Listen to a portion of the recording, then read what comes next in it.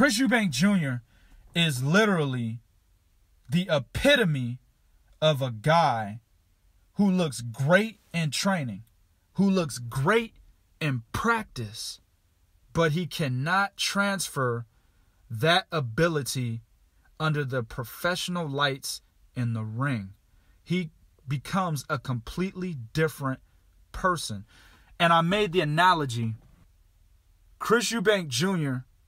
is like a basketball player who is a street god or goddess. You know what I'm saying? They got this reputation on the street as, oh shit, when that nigga on the court or that female on the court, bruh, y'all about to lose all y'all games, right? Then in practice, killing motherfuckers, right? So much so that the coach is like, I'm about to start him or her. But when you go to the game and that whistle blows and that ball is thrown in the air and the tip-off occurs, that same player becomes a totally different player because now it's organized basketball. Organized basketball is totally different from practice and completely different from street ball, right? You've seen this with guys like God, Sham God, if you know your NBA, right? If you know your street legends. Chris Eubank Jr. is the God, Sham God, and the AO of professional boxing. Even though he was highly overhyped, Chris Eubank Jr. has $1 million name with $3 talent.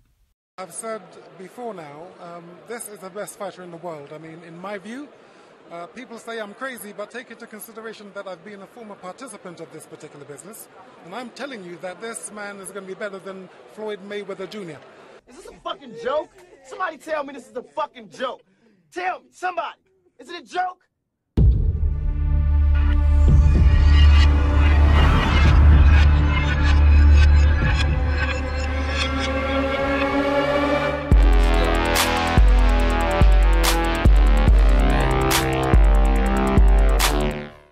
What's good? It's your boy 2K here.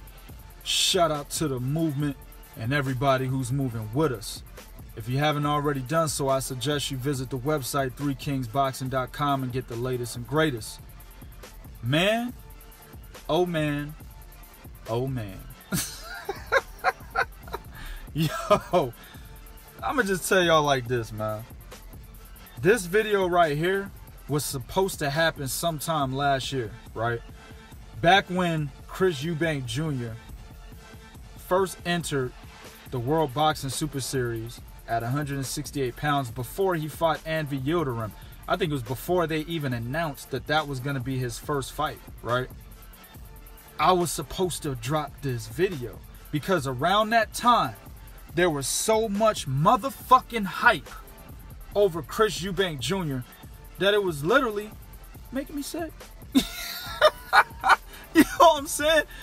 And if you guys, a lot of you, a lot of my subscribers, my supporters, people that come and listen from time to time, what the fuck ever, how long you've been around, you know that I don't favor fighters, right? I tell you how it is. If a fighter's good, he's good. If a fighter's bad, he's bad. You know what I'm saying? I don't sit here and root against nobody, right? I'll typically root for people given, certain circumstances that's happened in their career. I will root for people for that situation, but I don't ever sit here and say, nah man, I hope that motherfucker loses. You know what I'm saying? I hope that motherfucker gets knocked out. I don't really say that. And I said it if I've said it in the past, I don't remember. You know what I'm saying? But my focal point on this channel is not to do something like that, right? Because I want to give y'all an opinion, right, that stays objective, right? It's not something that is fueled by emotions. You know what I'm saying? And that's what I try to do here. But goddamn, man, the hype behind Chris Eubank Jr. was killing me. You know what I'm saying? Motherfuckers were even saying that Chris Eubank Jr. will beat Gennady Golovkin. Now, y'all know I'm not the biggest Golovkin fan. I think he's a good fighter. I think that he was exposed as soon as he stepped up. You know what I'm saying? And I'm not talking about stepped up and fought Daniel Jacobs. He was exposed when he stepped up and brought a welterweight to fucking middleweight. You know what I'm saying? We saw flaws there. And then Daniel Jacobs really exploited them, right? In a fight that I thought Daniel Jacobs won. And then Canelo Alvarez did a decent job of exploiting them. I think Daniel Jacobs did a better job than Canelo did. You know, that the Canelo fight could have gone either way, but I had Canelo winning that fight. So whenever Gennady Golovkin actually stepped up his competition, you started to see he wasn't that monster that was, you know, plowing through motherfuckers, you know, that were C and D level fighters, niggas, you know, sleeping in a sleeping bag underneath I-10. You know what I'm saying? When he wasn't fighting them cats, right? But I always said Chris Eubank Jr. has Billy Joe Saunders problems, right? I watched the Billy Joe Saunders fight live, okay? This is before I even really knew who Chris Eubank Jr. was. I think I seen him fight twice before the Billy Joe Saunders fight, right? I had seen Billy Joe fight a few times. He was, like, you know how ESPN has their prospects and shit? Like they used to show Wednesday and Friday night fights back in the mid 2000s and shit. They do the same thing on Box Nation over there in the UK. And what I like to do, I like to just go look for streams randomly. You know what I'm saying? I don't ever, I don't need to be told, hey, this fight is about to happen. If it's a Friday, I'll go look for streams in the UK randomly. Or, you know, I'll stream Box Nation, and Box Nation likes to show, you know, older fights, and they'll show, you know, when this guy was a prospect, he fought this guy. You know, they like to show a lot of the older fights. And that's where I had seen Billy Joe Saunders fight, right? And I think that's actually how I had seen Chris Eubank Jr. fight, or maybe I seen him on an undercard or something, but I had seen him fight a couple times prior.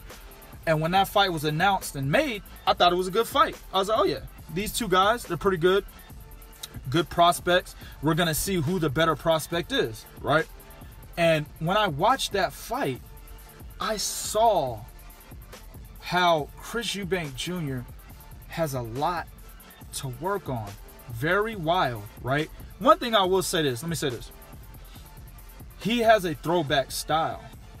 And I said this on a different broadcast underneath the movement umbrella, right? I think it was my man Bo from Truth and Facts About Boxing. I said this, but I put emphasis on the fact that I don't want you guys to think that I'm saying he is a direct comparison to this legendary fighter.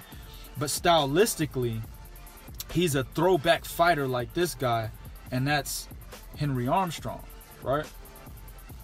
Henry Armstrong had like that kind of arch in his back, and he would go to the body at close range, and he would stay there, and he would really dig to the body, and he would be getting hit, but he still wouldn't be deterred at digging to the body, right? And he would lunge into his hooks. When he would throw those hooks to the body, he would lunge forward. He would kind of hop forward.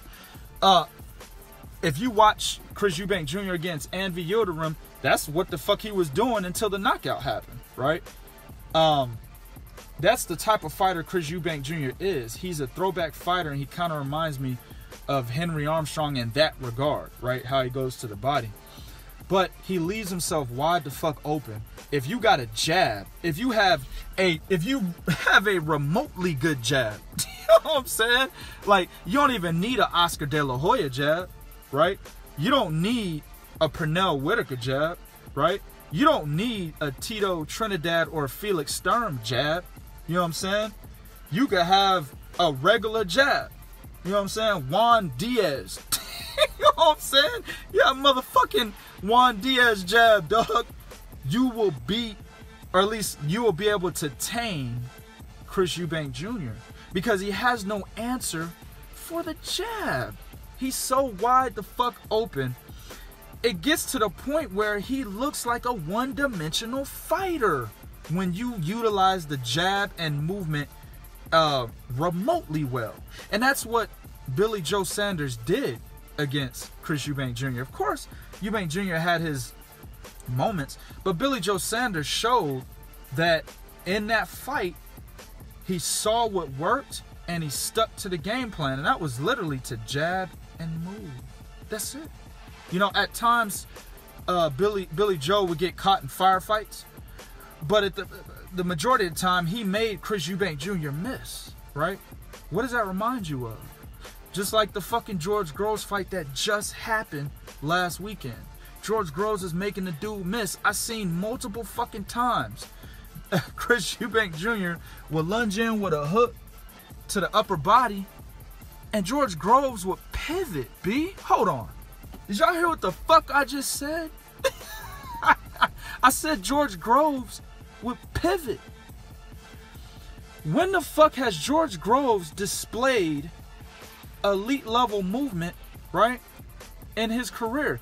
He hasn't done that since he fought James DeGale.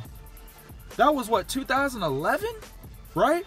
One of my biggest knocks on George Groves was that after the Carl Froch fights, he has changed into a more pocket type of fighter, right?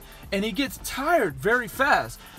George Groves usually tires out by like round 9. You see what I'm saying? And he ends up staying more so in the pocket. Also, in the past, George Groves used to fight behind his jab all the time.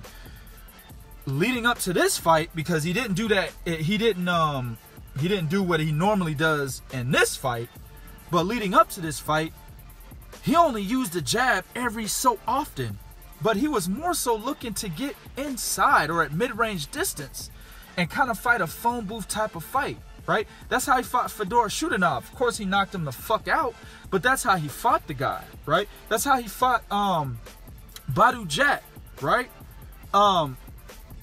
He had just turned into that type of fighter. But Chris Eubank Jr. is so bad, and the game plan is so easy to understand how to beat this guy if you have a jab and you have some type of movement, that he literally made George Groves revert back to who he once was. he made him revert back to who he once was, and he beat his ass in doing so, bruh. And Chris Eubank Jr. had no fucking answers, right? And even his father said, yeah, there was no technique. It was all just power. He was just in there trying to land the biggest shot that he could. And in doing so, he looked so amateurish. It's not even funny, B. It's like I could go to the goddamn gym, local gym here in Dallas, go find 2 niggas, see them spar, and they would look better than what Chris Eubank Jr. looked last fucking Saturday. Are you kidding me? Get the fuck out of here. I told y'all this nigga had too much hype, man. You know what I'm saying? Gennady Golovkin? Is this a fucking joke? Somebody tell me this is a fucking joke. Tell me, somebody. Is it a joke? Dude, and this is, and the fight with George Groves supports what? I stated he has Billy Joe Saunders problems because he never showed, not one time, between losing to Billy Joe and losing to George Groves, that he learned any fucking thing. You don't believe me? I'll prove it to you right now. Right after losing to Billy Joe Saunders, or at least his first fight, after losing to Billy Joe Saunders in November of 2014, he went on to fight the undefeated Dmitry Shudanov. Now, Dmitry Shudanov was a Russian fighter, or is a Russian fighter, excuse me, who was seen to be a guy by Andrei Ryabinsky, of course, to be a guy that was possibly going to come out of Russia as another world champion, right? You know, he had all the tools, according to Ryabinsky. You know, he was going to be that next guy at 160 and 168. You know what I'm saying? Well, early in his career, he had 2 draws against bums, right? And very close fights that he could have possibly lost. You know what I'm saying? One of those fights was actually in his native homeland in Russia, so you can't say he was robbed. You know what I'm saying? And it was a guy that really was a nobody who went over to Russia and came back home to the United States with a fucking draw. You know what I'm saying? So this is the guy, this is what this guy was bringing to the table when he fought Chris Eubank Jr. right after he lost to Billy Joe Saunders, right?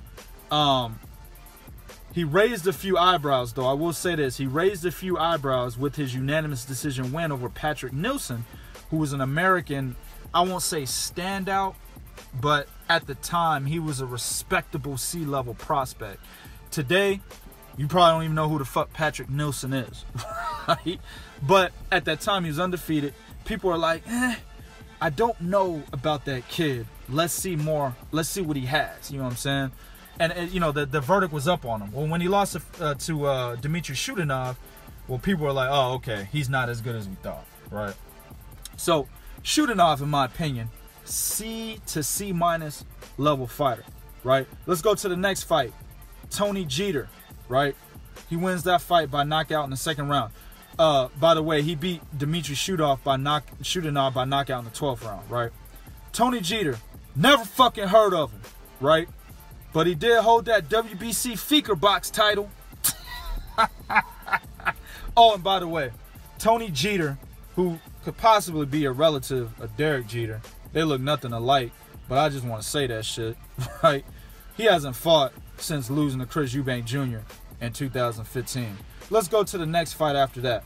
Gary O'Sullivan, he knocked him out in the 7th round. Now, Gary O'Sullivan is a known name on the UK circuit as a relentless brawler who recently defeated once highly touted prospect in Antoine Douglas, right? That was last year. Now, I will say this, though, before a lot of cats are like, yeah, 2K, yeah, motherfucker, Gary O'Sullivan's a somebody, he a somebody.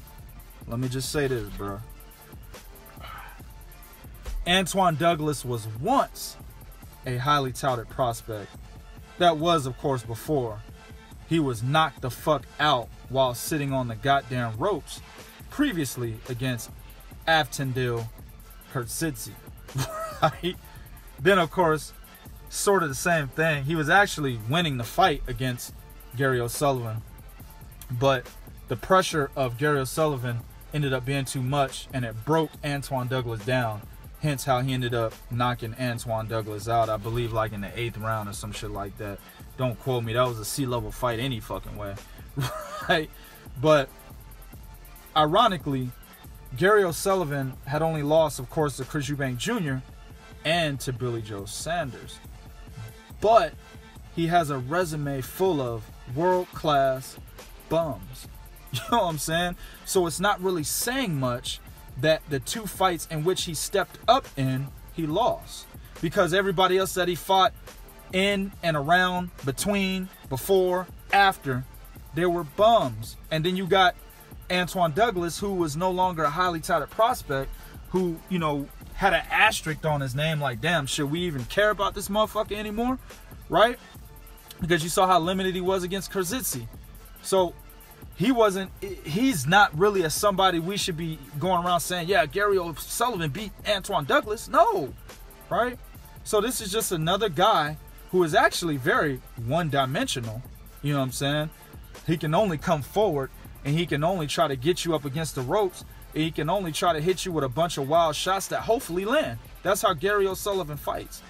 He's clearly a guy who is, of course, respected in the UK, but he's not a guy that should be dubbed as a, quote, learning experience for a fighter coming off of a loss against whom today is a high-level fighter in Billy Joe Sanders, right? Gary O'Sullivan is, of course, a C-level fighter.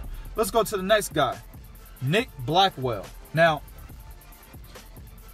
outside of hearing that he ended up getting put in the hospital after he was knocked out in the 10th round against Chris Eubank Jr., nobody knew who the fuck this guy was, right? He's literally a kid that still looks like a newborn baby. Go look at his fucking box rec. He looks like, dude, he looks like a 2nd grade student. You know what I'm saying? Nobody knew who Nick Blackwell was, okay? And it's fucked up that they put him in the ring with Chris Eubank Jr., right? Because he had no idea how to box. He had no idea how to defend himself. He was getting hit with everything under the sun. Chris Eubank Jr. is not an accurate puncher, but against Nick Blackwell, this motherfucker landed 110% of his punches. You know what I'm saying? That's how bad Nick Blackwell was. Now, by the way, hopefully he's better. I have not followed Nick Blackwell. I don't know if he's still boxing. I'm not paying attention to a Nick Blackwell, but I do hope that his trip to the hospital, I think he had, I believe he had kind of the same injury as Magomed Abdusalamov. But it was minor, I believe. I believe it was a minor blood clot or some shit like that in the brain. I can't remember what the fuck it was. But I know at one point in time they were reporting that it was a serious head injury. So hopefully he's recovered from that. But at the end of the day, he's a D-level fighter, right? Let's move to the next guy. Tom Duran.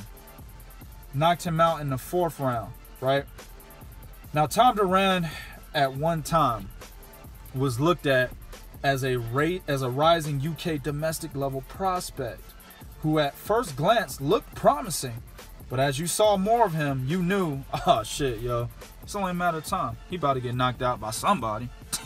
it was at a point where it was like, oh, he gonna get knocked out by somebody who's not even a fucking contender or an elite level fighter in the division. Real talk. You know what I'm saying? He gonna get knocked out by another prospect who's just better than him. That's what you ended up noticing the more you saw Tom Duran fight, right? And he is another guy that hasn't fought since losing to Chris Eubank Jr. in 2006, right? He's also a D-level fighter. Let's move to the next guy. Reynold, I always call nigga Ronald. Reynold Quinlan, right? Knocks him out in the 10th round. Now, I remember this was for the IBO title at 160 pounds, right? And shout out to my man BW, aka Detective B. This nigga always talking about, shout out to the IBO. My man was a big time supporter of this fight because it had the IBO belt. And he just fucks around. He's just joking about the IBO. You know what I'm saying? But I remember he was really clowning this fight because Chris Eubank Jr. by the time he started to get to Reynold Quinlan, that's when cats was really talking about how he could possibly beat Gennady Golovkin and how if he rematched Billy Joe Sanders would get knocked out. And Billy Joe Sanders is ducking Chris Eubank Jr. because he's look how he's running through all these other guys that I just mentioned who I just pretty much proved to you were fucking nobodies, you know, outside of Gary O'Sullivan, right? I mean, who is himself is a C-level fighter. I mean, the hype at this point in time, by the time he was fighting for the IBO title against Quinlan, it was ridiculous, right? Now, Quinlan was virtually an unknown fighter because he fought only in Australia before this fight was announced, right? And at that time, his only notable win was against an extremely faded. I mean, this nigga, you might as well pour bleach on this motherfucker, he was so faded, right? Which ain't saying shit because he was never that great of a fighter.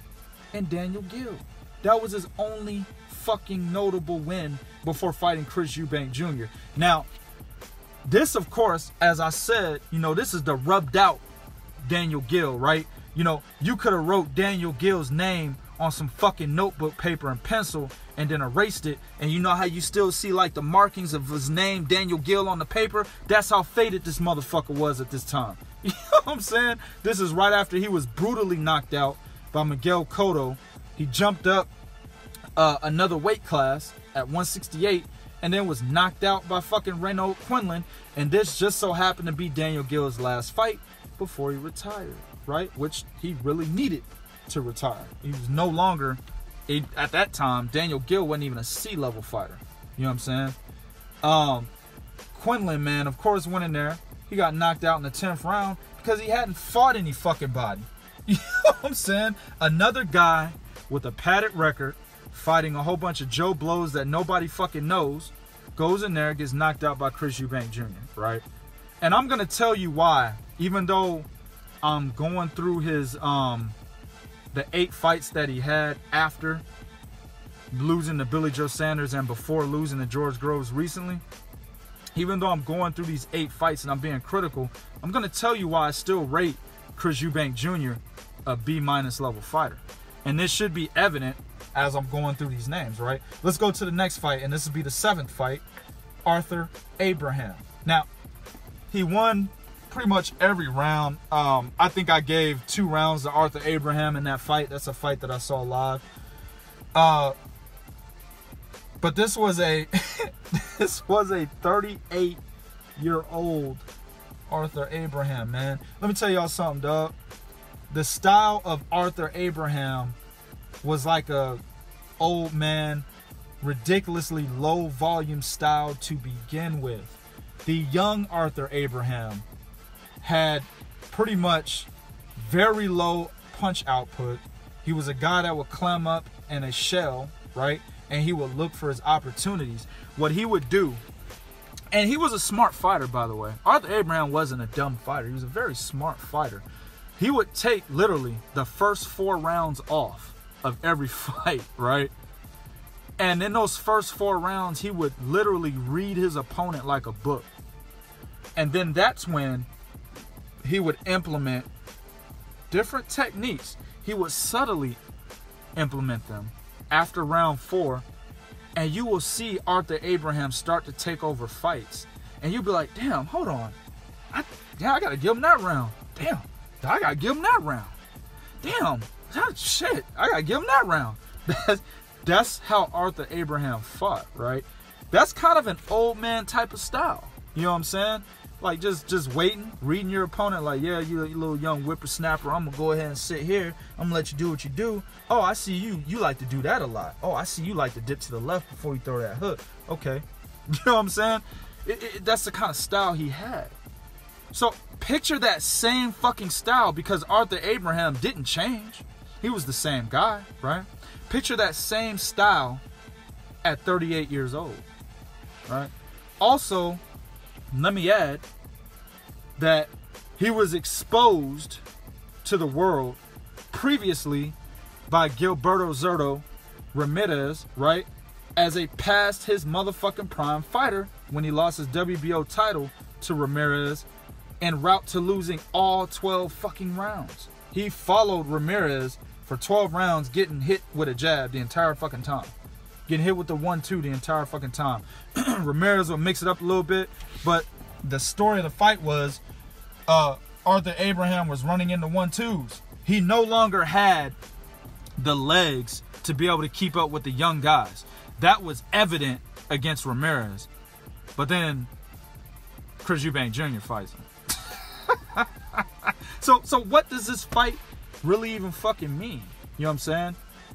You can't really give him credit for beating a guy like Arthur Abraham when he's so well past his prime. It's not even fucking funny, right? But this is the funniest shit right here. Arthur Abraham is still Chris Eubank Jr.'s best win on his entire fucking resume. He's, yo, a nigga that literally gets around in a hover round, you know what I'm saying, has the AARP card on hand, collecting a social security check, taking ginseng pills, you know what I'm saying? That's still the best win on his resume. Man, let's go to the 8th and final fight right before George Groves, man. And that's, of course, the first round win in the 168-pound World Boxing Super Series against Anvi Yildirim. He knocked him out in the 3rd round. Now, Yildirim, again, another relatively unknown fighter, actually to the degree where when his name was announced, everybody's like, who the fuck is that? You know what I'm saying? Who the fuck is Yildirim? Well, oh shit, every nigga on the planet who wasn't from Turkey went to BoxRec to find out who Anvi Yildirim was. You know what I'm saying? Even me. I went to BoxRec. I was like, who is this guy, right? Because he fought primarily in Germany. I think he's a Turkish cat, but he fought primarily in Germany, right? But when I went to BoxRec, I was at least a little glad that he had 2 names on his fucking resume that I can relate to, right? That were familiar. Even though it was against a 46-year-old Glenn Johnson in 2015 and a Marco Antonio Parabin who had already been put through the ringer against guys like James DeGale, Sekio Bika, Badu Jack, and, yes, J. Leon Love, right? Marco Antonio Parabin, he's already out of his prime by the time he fought Anvi Yildirim. He had already lost to those guys, you know, the top fighters at 168. He'd already been relegated to being a gatekeeper, and that's what that fight was for. It was to get a name on his resume who was at gatekeeper status. You see what I'm saying? So when you fought, when you actually saw Yildirim fight live, it was clear the motherfucker was a C-level fighter. Now, at this point in time, Yildirim is famous for being the fighter whom his trainer literally embarrassed on camera. I mean, his trainer was eating his ass up after he was knocked out by Chris Eubank Jr. Oh, you know, he didn't do anything he was supposed to do. I don't even know why I tell the guy. I don't even know why I give him instructions. Of course, I'm paraphrasing, but this is to the extent of what the guy said. I don't even know why I give him instructions. He doesn't even do what the fuck I tell him to do. And Yildirim was just sitting there looking down and shit while his trainer was literally bashing the fuck out of him in the camera, in front of the camera and in the media. I mean, he literally just made him look so little. You know what I'm saying? That is what Anvi Yildirim is famous for right now. That doesn't really speak too highly of the guy, right? And then, of course, in his next fight, which was in the semifinal of the World Boxing Super Series, he was beaten easily by George Groves. So, if you don't understand by now, after I just went over the last 8 fights that were after the loss to Billy Joe Sanders and before the loss to George Groves, if you don't understand as to why Chris Eubank Jr. was highly overhyped based on the competition that he fought and the fact that he didn't learn anything, right? He couldn't really fix the flaws that he had in his style because he wasn't gaining experience in the ring, right? Chris Eubank Jr. is literally the epitome of a guy who looks great in training, who looks great in practice, but he cannot transfer that ability under the professional lights in the ring. He becomes a completely different person. And I made the analogy, Chris Eubank Jr. is like a basketball player who is a street god or goddess. You know what I'm saying? Man, when you take them niggas out to the court, they killing cats. Easy work. Nobody can fuck with them, right? You know what I'm saying? They got this reputation on the street as, oh shit, when that nigga on the court or that female on the court, bruh, y'all about to lose all y'all games, right? Then in practice, killing motherfuckers, right? So much so that the coach is like, I'm about to start him or her. Killing cats, right? But when you go to the game and that whistle blows and that ball is thrown in the air and the tip-off occurs, that same player becomes a totally different player because now it's organized basketball. Organized basketball is totally different from practice and completely different from street ball, right? You've seen this with guys like God Sham God, if you know your NBA, right? If you know your street legends. God Sham God, right? Rayford Austin, you know what I'm saying? Rayford Austin had an okay career, but he wasn't what the fuck he was. He wasn't skipped in my loop. You know what I'm saying? AO. For you mid-level niggas, not you old heads. Even you old heads remember this shit, but you mid-level niggas that's my age, right? Y'all remember the And One mixtapes. You know what I'm saying? I still watch them hoes to this day because I'm an avid basketball player. The And One mixtapes. You had AO, Hot Sauce, you know what I'm saying? Future, you know what I mean? You had Half Man, Half Amazing. You had all them cats, and they was turning around and shit making these And One mixtapes. Well, AO was the tall, dark-skinned cat. He was like 6'3". Motherfucker had mad handles, had a jump shot, killing cats on the street. But he tried out to play for the Seattle Sonics at that time, which is now, of course, the Oklahoma City Thunder. Tried out to play for the Seattle Sonics, kept getting cut. Tried out for the New Orleans Hornets, kept getting cut, right? He couldn't make the transition from street ball to organized basketball. Chris Eubank Jr. is the God Sham God and the AO of professional boxing. Straight up and down, dog. Real talk.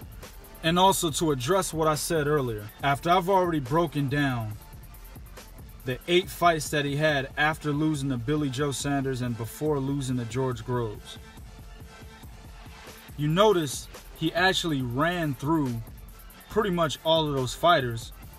Even Arthur Abraham, even though he didn't knock him out, right? He still won 10 out of the 12 rounds, right? So we can't say Chris Eubank Jr. is a C-level fighter, because that would put him on the same level as the cats he was knocking the fuck out, right? As some of the cats he knocked out anyway, right? But I would put him as a B-, maybe in between C+ and B-, because he is running through those guys. When you say he's going to fight all the D and C level fighters between 160 and 168, I think Chris Eubank Jr. beats all of those guys with no problems, right? But when he has to step up, which we've already seen twice, and fight somebody that's within his same level or maybe a level higher, he cannot beat those guys. And that's what we just seen with George Groves and previously with Billy Joe Saunders. Now, also, before I close out, I want to address what Prince Naseem Hamed said. And Billy Joe Saunders is pretty much like fucking just trolling this nigga, dog. It's embarrassing. You know what I'm saying? But Prince Naseem Hamed basically said in a nutshell that Eubank Jr. is so bad that he should just retire right now. And in my opinion, I don't think he should retire, because even though he was highly overhyped, right? Chris Eubank Jr. has $1 million name with $3 talent. You know what I'm saying? And as long as he has the $1 million name, even though he has $3 talent, the UK fans are so loyal, they're still gonna go watch him fight. You know what I'm saying? I'm not saying this motherfucker's gonna sell out arenas like Anthony Joshua, but he's still somewhat of a draw because of the loyalty and because he can beat the guys that are below levels below him, right? They're still gonna see Chris Eubank Jr. go out there and knock guys out. It's still exciting for them. You see what I'm saying? So I don't think he should retire as long as he's still able to beat the C and D level fighters of his division. But what I really think he should do is go back down to 160 and fight Billy Joe Saunders again. I've been saying that since this motherfucker went on this whole campaign, you know, fighting D and C level fighters, trying to basically pad his record to try to get people to overlook the fact that he's a limited fighter, move up to 168, get into that tournament to get cats to overlook that he's a limited fighter, right? And he should have been fighting Billy Joe Saunders again.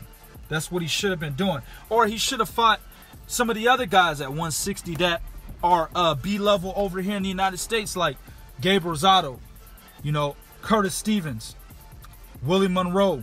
You know, those are fights that are pretty decent fights for Chris Eubank Jr., right? He should have fought Turiano fucking Johnson. You know, Gennady Golovkin had just knocked out Dominic Wade. Go ahead and get you some of that food, dog. You know, he should have definitely fought cats like that, because in those particular matchups, whether he won or lost, he would have learned something. You see what I'm saying? He would have fucking learned something. So it is what it is, man. And Billy Joe Saunders is going off, man. And that's, if you look at his shit on Twitter, that's what I'm saying, man. As a fighter, you know, I wouldn't be able to take that shit. Especially, I only lost to the motherfucker by split decision. I'm going to fight that nigga again. You know what I'm saying? I'm going to fight him again.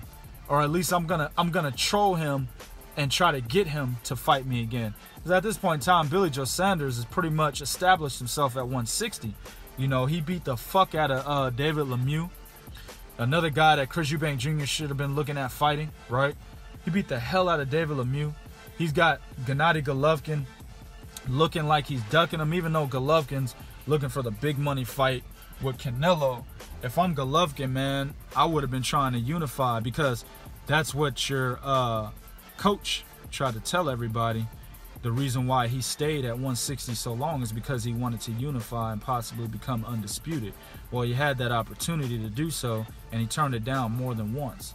You know what I'm saying? So it is what it is. But Billy Joe Sanders has established himself as a major player at 160.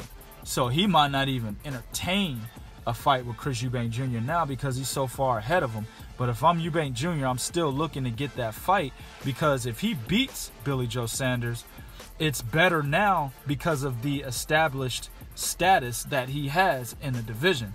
And it will definitely resurrect Chris Eubank Jr. into being that guy that he was pretty much overhyped into being, right? But it will resurrect him into being that particular guy because he actually beat a legitimate opponent. Real talk. YouTube, do what you do in the comment section. Let me know what you think about this topic. Do you think Chris Eubank Jr. was highly overhyped? As you saw in the video, or at least the clip in the beginning of this video, you saw my man Chris Eubank Sr. say that Chris Eubank Jr. will be better than Floyd Mayweather. That's how much hype this motherfucker received. You know what I'm saying? And another thing I want to address real quick before I end it. Shout out to my man C Walker, man. He asked me a question a long time ago. And C Walker is guilty of being one of the guys that have overrated Chris Eubank Jr. He's one of the guys that thought he was going to give Gennady Golovkin problems and shit when Eubank Jr. lost his pen, which we all know now why Chris Eubank Sr. wanted to control everything all the way down to the ticket prices and what bitches would sit in what seat ringside. You know what I'm saying? He wanted to control every goddamn thing in the negotiations, and K2 wasn't having that. But we understand why now, right? So he can have some type of leverage when his son gets beat the fuck up, right? So anyway, my man C Walker is guilty of saying he's a guy that can give Gennady Golovkin problems. He asked me, he said, yo, who you think is a better fighter? Or better yet, if this matchup was possible, right? Who would win between Chris Eubank Sr. and Chris Eubank Jr.? I didn't hesitate to say at that time. Now, this is before the Reno-Quinlan fight. At that time, I said, yo, Chris Eubank Sr. would knock Chris Eubank Jr. the fuck out. Easy work, dog. And you see why now I said that. YouTube dudes, you doing the comment section to be real. This is real talk for real fans. One.